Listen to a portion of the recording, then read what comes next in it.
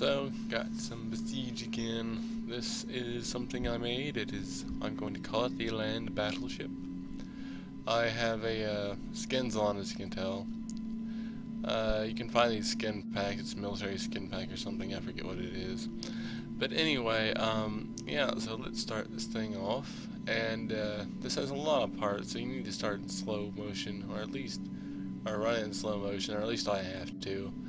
Now, if you have one of those computers that costs about as much as a goddamn castle, like everyone but me does, then you probably don't need to run it so slowly. Anyway, let's start.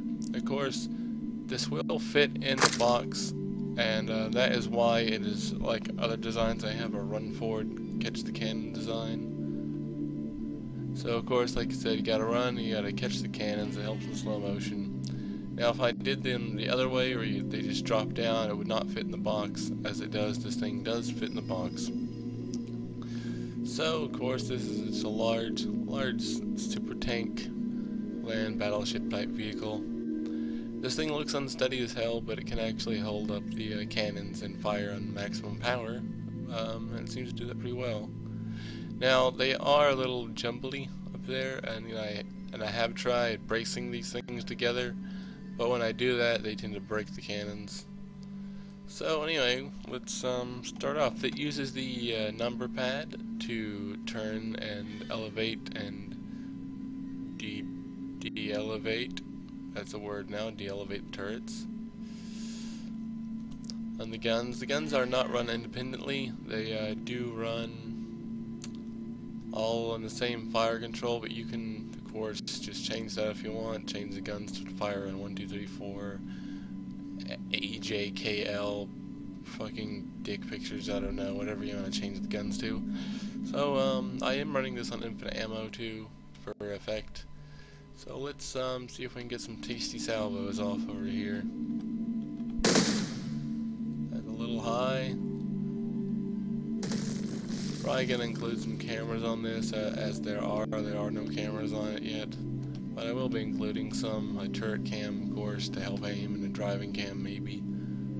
So let's see, this looks like a better salvo. Indeed, that is a very tasty salvo.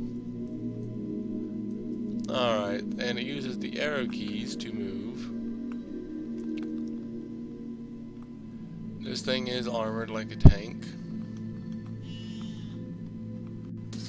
Now, the underside here, if we go and look at, is rather somewhat fragile. It can easily break. You should not try and go up on hills. This thing is, as it says in the tin, a land battleship. It's not very good at maneuvering.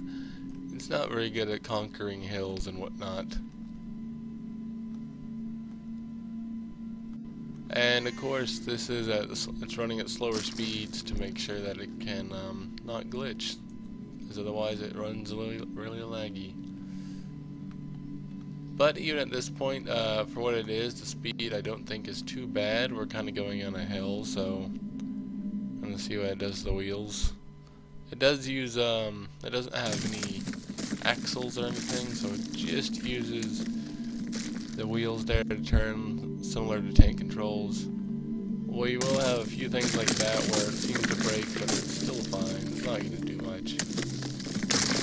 Now, I was able to glitch in some armor right in there. You can see we got this guy coming up. That overpowered scythe is probably going to screw this thing up if he hits it enough. But he seems to be stuck on a tree, so we're going to take this time to aim our gun back. It takes a while. It's a good thing he has never encountered trees before, even though he's apparently been living with them his whole life. I don't know why he isn't in the forest if he doesn't know how to avoid a tree. I guess he was just stuck there with a scythe for some reason. So the down arrow on the number pad aims him down, the up arrow aims him up. Let's see if we can hit this guy. And we did, we got him. All the guns stay on the cannons.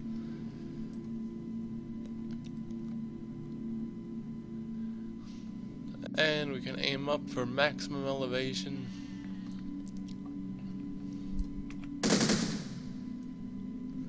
And it can still fire for effect there.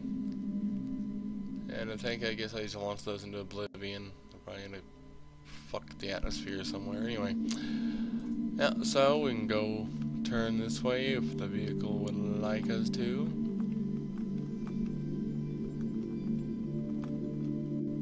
So basically, a design I thought of World of Warships and games like that. And there are, of course, people who have put in like really good designs, like Loshirai.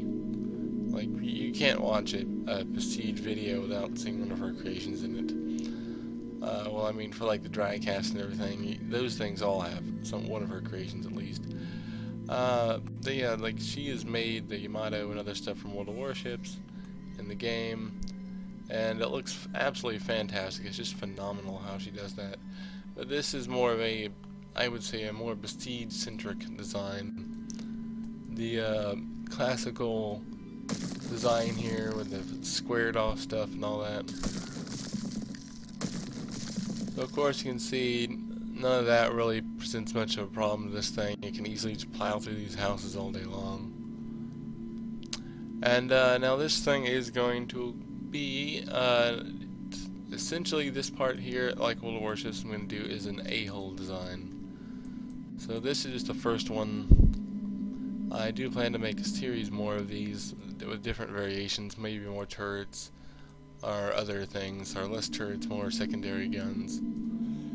And so yeah, that'll be the thing to come out for what I'm doing with these. And of course, the designs that I do here are I can't talk, are rather modular. You can of course just take something out and substitute something in. If you need stuff to pick something up, it's easy just to take out a panel here and slap something else on there.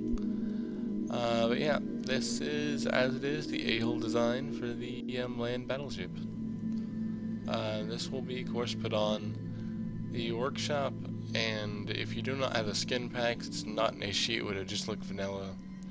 But I would recommend getting the skin packs. I just did this naval pattern here to, well, it's a land battleship design, I said, so it kind of works for the Navy skin. Now I did discolor, or I colored the cannons of the urban camo to differentiate them and make it so it doesn't just completely blend in with itself. Makes it easier to see and fire. And I will say that I had a lot of trouble trying to color all these things. While these things here, the panels, are really easy, the game didn't have much of a problem with that. The cannons and the other parts in here, like you can see, I colored the wood there. That did give a bit of an issue, and it crashed like about 10 times trying to do this. Oh, that's a neat effect. It turns green. That's cool. And as you can see here, it's not braced very well underneath, because again, it's braced much more so around the vehicle. And with all the stuff on it and the moving parts, it's you don't want to put on too many braces because it's going to make it even laggier. So yeah, that's going to be it. It's a little land battleship. Why don't we see if we can do one more thing here and take out this tower. See if we can take the tower out.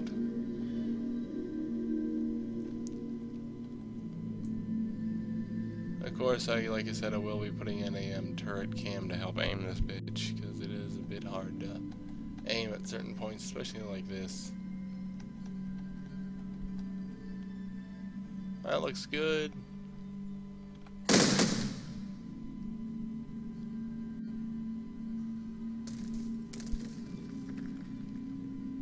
Well, we did hit it. It was quite high though. Need to aim a little lower. That's up. Let's aim a little to the right.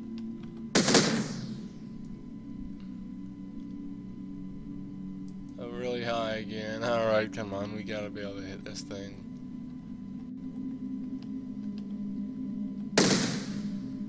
That looks good. Perfect. Got it.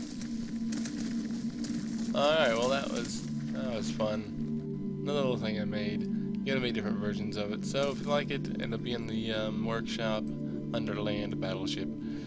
Unless there's something else that says that, and then I'll make something different. But it should be land battleship. Just do that and you'll find it. Bada bing, bada boom. We have a jittering thing. See ya.